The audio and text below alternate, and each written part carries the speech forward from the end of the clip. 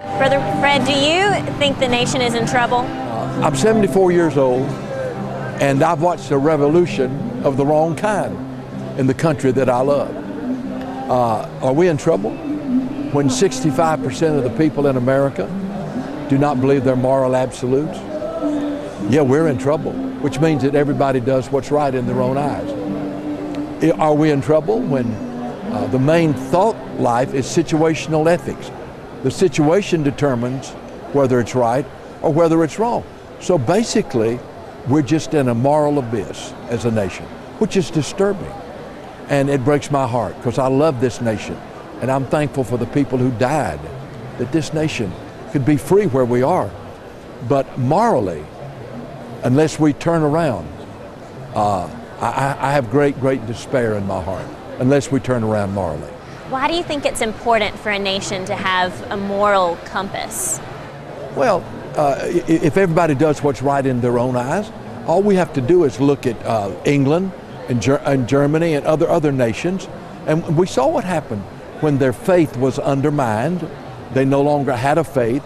How in the world, in the most intellectual country in the world, could Hitler rise to power? Because the church was powerless and they had no moral values. And so, yes, other nations tell us that you cannot be morally bankrupt and survive. So what can the church do to help chart a course to a healthy nation? First of all, we have to be what Jesus said we were. He said, you're the salt of the earth. Salt preserves. And the way you stop a decay is the church being morally strong, morally sound, and being salt. And then the second thing Jesus said is the church is light. You know, it's dark. It's never been darker in my lifetime. So what's the problem? The church has got to be light. We got it under a bushel. This whole wrong idea of the separation of church and state, it's just a ploy to try to silence God's people, to try to silence the church. The Bible says we're salt and light.